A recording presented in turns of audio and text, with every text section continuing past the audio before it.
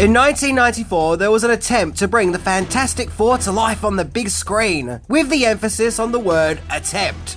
It was produced by legendary B-movie filmmaker Roger Corman and made on a shoestring budget, but darn it if this movie didn't have heart. However, this version of Fantastic Four would never get released, and was actually never ever meant to be viewed by the public, with some claims the movie was a ruse in order to maintain copyright ownership, where the movie would finally be made available to the public thanks to bootlegs, creating a strange and unique chapter in cinema, where the behind the scenes of the movie is probably more interesting than the movie itself. Nah, but seriously though, this movie is lots of fun.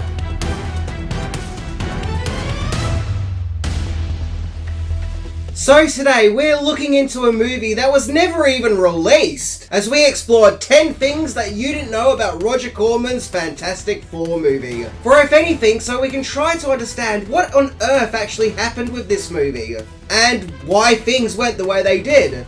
So, let's check it out.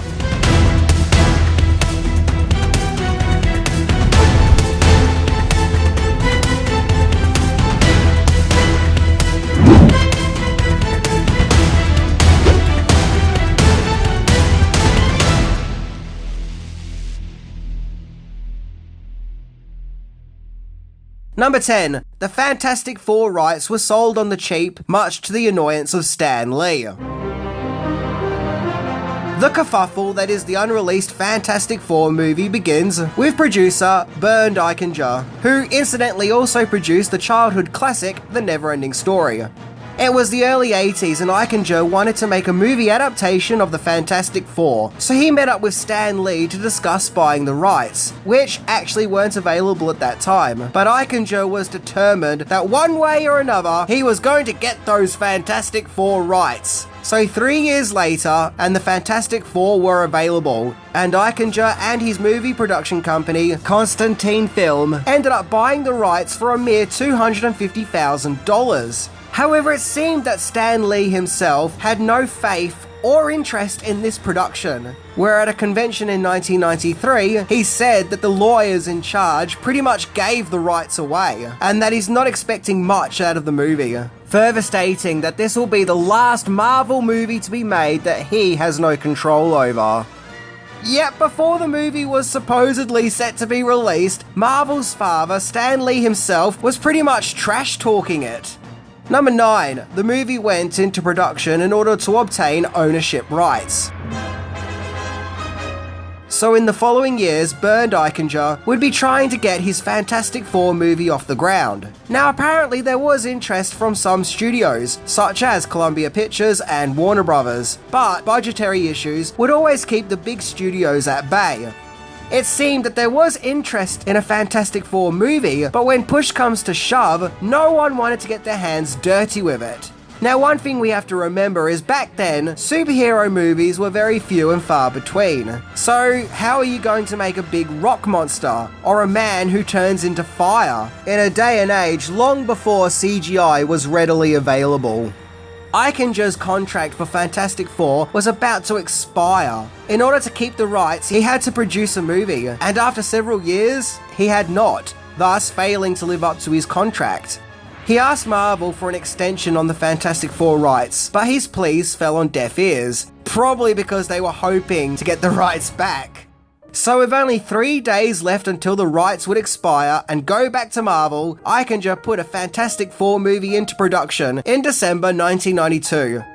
Yep, in order to keep the rights, one way or another, a movie was going to be made. Number 8. When all else fails, turn to Roger Corman. So there was no getting around it. This Fantastic Four movie of the early 90s had to have a low budget. A superhero spectacle made on the cheap. Eichinger needed someone who had a long career of making big movies on the cheap, so he joined forces with the king of B-movies himself, Roger Corman, with the movie being distributed by Corman's production company, New Horizon Pictures, and it was given a budget of $1 million, although there are some claims it was $1.5 million, but still really cheap. And even then, supposedly most of the movie's budget went into the makeup effects for the Thing. To put into context just how low the budget was, Batman Returns, which was released the same year Fantastic Four went into production, had a budget of $50 to $80 million. And a few years before that, Superman 4: The Quest for Peace had a budget of $17 million, and even that was considered a tiny budget for such a movie. So what chance did Fantastic Four have with its $1 million budget? Well, to be fair though, for a movie that's only worth $1 million, that was actually $1 million well spent, all things considering. As you gotta admit, the movie looks pretty good for its budget. Heck, I would argue that it actually looks better and more polished than the as-mentioned Superman 4. Number 7. Casting the Fantastic Four. So considering the production had very little money to work with, it goes without saying the production was not going to be able to afford your Schwarzeneggers or your Tom Cruises to star in the picture, but instead stick to low-key actors. The part of Reed Richards went to Alex Hyde White, who had starred in several popular TV shows over the years, including Battlestar Galactica, Murder, She Wrote, and also had a small role in Pretty Woman, and really random, played young Henry Jones in Indiana Jones and the Last Crusade. Rebecca Stabb was cast as Susan Storm, a former Miss Nebraska who also starred in TV shows here and there, including Beverly Hills 90210, Cheers, and The Wonder Years. So it's nice that she had a stab at the role. Jay Underwood was cast as Johnny Storm. He previously starred in The Boy Who Could Fly and Uncle Buck. Remember that sleazy kid that Uncle Buck was hitting the golf balls at? Yeah, that's him. But I'll always know him for this bizarre Disney TV movie called Not Quite Human, where he played a robotic teenage kid. Ben Grimm was played by Michael Bailey Smith, who previously played Super Freddy in A Nightmare on Elm Street 5. And his alter ego, The Thing, was played by stunt performer Carl Ciarfelio. Dr. Doom was played by Joseph Culp, who was also mainly known for TV, having appeared in The Greatest American Hero and Highway to Heaven. According to Screen Rant, several actors auditioned to play Dr. Doom, including a young Mark Ruffalo. An actor called Ian Trigger was cast as the Jeweler, a disfigured underground dweller, who's an antagonist for the Fantastic Four. The character was originally going to be the Mole Man, who was an actual villain from the comic books. Number 6. The production takes off. The director hired to helm this Fantastic Four movie was Ole Sassone, who at this stage mainly directed music videos, but would go on to direct episodes of Xena Warrior Princess. The script was written at a lightning speed pace of 3 weeks by Roger Corman regulars Craig J. Nevius and Kevin Rock. The shoot took place in Venice, California, namely the Concord Pictures soundstage, as well as other locations including Los Angeles and Agoura, California. After all the money had been put into the costumes, stunt work, and effects, there wasn't exactly much money left to play with, so the movie's composers, Eric and David Wurst, had to pay up to $6,000 of their own money to pay for an orchestra to provide the movie with a score. Yeah, that's how insane and desperate things got. According to Wikipedia, the shoot lasted somewhere between 21 to 25 days, and when an early trailer was put together, it used music from fellow Roger Corman movie Battle Beyond the Stars. Number 5. The actors went all out to promote the Fantastic Four. So Fantastic Four was set to be released on Labor Day weekend 1993. Now this may have been a low-budget Fantastic Four movie, but there was still some buzz surrounding it nevertheless, by fans of the comics who were eager to see their favourite superhero family in live action on the big screen for the first time. Trailers for the Fantastic Four movie were shown with the screenings of fellow Roger Corman movies Carnosaur and Little Miss Millions. In fact, the cast of the movie themselves funded a publicity campaign to help get the movie out there, with this upcoming Fantastic Four movie being an event at San Diego Comic-Con, as well as clip screenings at the Shrine Auditorium in Los Angeles. It seemed that the cast were excited and enthusiastic about their movie, and once again, at their own expense, were working hard to generate buzz. So no matter what you want to say about this film, its cast believed in it, and went above and beyond to make the movie a success.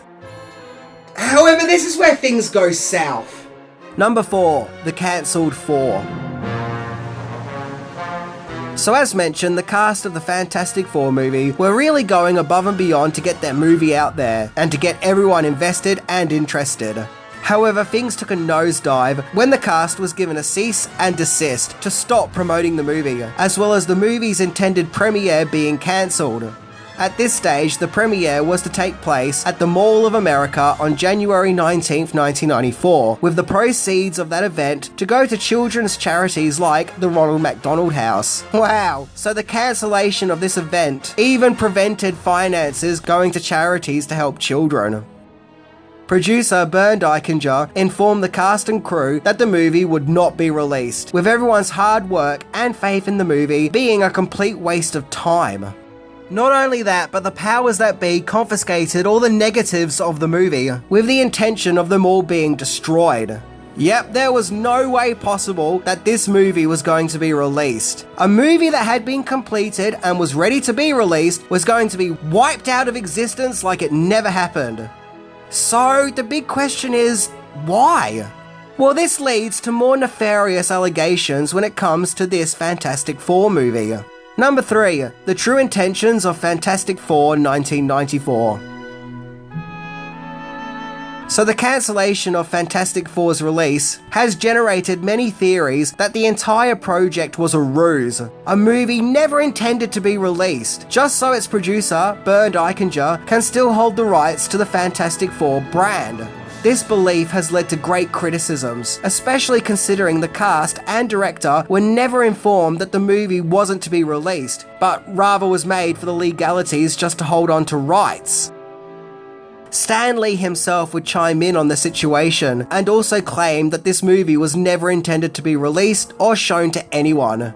But both Roger Corman and Bernd Eichinger have spoken out against Stan Lee's claims, insisting that they weren't true, and that they had deliberately made a Fantastic Four B movie with every intention of releasing this movie, and were even contracted to do so.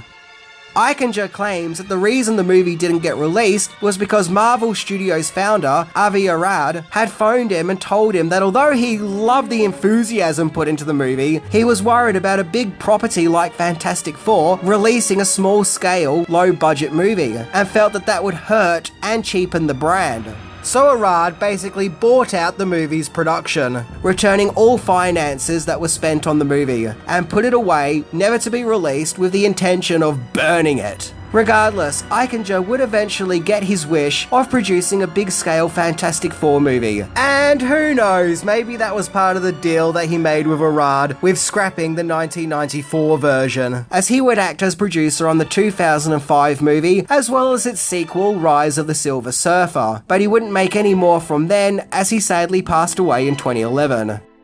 So, what do I think happened? Well, I usually find that when there's conflicting stories, what tends to be the case is that you have this person's argument over here, and then the other person's argument over here. And usually somewhere in the middle you find the truth. All I can say is that if Fantastic Four 1994 was never intended to be released, and that the cast and crew weren't informed, well, yeah, that leaves a really bad taste in my mouth. Number 2. Bootleg copies stand tall. So in the passing years, the 1994 abandoned Fantastic Four movie had become the stuff of legends, with questions like, what happened to this movie? Where is it? Did it even exist in the first place? Or are the memories of hearing about it just some weird fever dream? Well, at first, Marvel flat out denied the movie's existence. When a clip from the movie's trailer was presented to them, they then tried to say it was footage from a pilot for an unmade TV show. However, bootleg copies of the movie would eventually get leaked. Yes, it was low-grade VHS quality, but the movie was now finally available for all to see, with copies appearing at conventions and then being uploaded online. Now there is no ifs or buts about it. The movie exists, and it did happen, and it's there for all to see. I'm glad for, if anything, all the efforts of this movie can now be acknowledged, as well as the acceptance that this movie did happen, rather than trying to delete it out of existence. I'm a strong believer in that you shouldn't edit history, and to just accept that reality is just that. The bootlegs really annoyed Avi Arad, with him saying, quote, We bought it to burn it. Some bootlegs appeared at comic book conventions just to drive us nuts. The deal was, we buy it, we burn the masters, so we can do it right. End quote. However, the movie's director, Oli Sassone, was delighted that the movie finally got out there, with him adding, quote, "Thank God somebody bootlegged it and got it out there." Number 1. Legacy. Now, I think that had the movie been released in 1994, then it probably wouldn't have been that much of a big deal. People will probably say, "Oh yeah, remember that time Roger Corman made that low-budget Fantastic Four movie? Yeah." But because it was taken away and buried with the powers that be not wanting the movie to be seen by anyone, it elevated the movie to the stuff of legends and has probably given it more notoriety and fame than had it just been released as planned. As a movie, Fantastic Four does have its fans. There are those who really love its low-budget, cheesy B-movie sensibilities, particularly fans of Roger Corman movies. And I think Clint Morris of Film Threat magazine summed it up the best when he said the movie resembles the Toxic Avenger more than it does Spider-Man. In fact, I've even heard some people say that this is their favourite Fantastic Four movie and does the brand more justice than any studio version of the movie or studio versions of the characters thus far. So, in trying to destroy this movie, it's actually had the opposite effect. An otherwise simple and cheap B-movie would become more than just a movie, but a highly sought-after piece of lost and abandoned media, and a unique chapter in cinema in general. Yep, that time Roger Corman made a Fantastic Four movie, which would become the stuff of legend. I also think that there's this idea of sticking it to the studio. You know, the small man standing up to corporate giants who wanted to take this movie away from them and biting their thumb at them going, "Yeah, how do you like that?" As the powers that be told us, no, we can't have something, and tried to bury it and destroy it. But the public rebelled and did manage to one-up the studio and get its hands on this cinematic forbidden fruit. Either way, Fantastic Four 1994 is more than just a movie, but it's a moment in movie history where fans weren't going to be told no and brought a lost movie back from the dead. There are actually quite a few unreleased movies that were made and were going to be released but subsequently weren't. The most famous case is probably the Jerry Lewis movie, The Day the Clown Cried. And more recently, that Batgirl movie. And I think that when this happens, it does give these movies notoriety and increase their demand. It's like, why was this movie shelved? Why can't I see it? I have to see it, I need to know. But regardless, Fantastic Four 1994 is a fun, campy B-movie. And it's worth watching for, if anything, sheer curiosity. I mean, what trajectory would Marvel have taken had that movie been released? Anyway, I'm Minty, and justice for Roger Corman's Fantastic Four movie. See ya!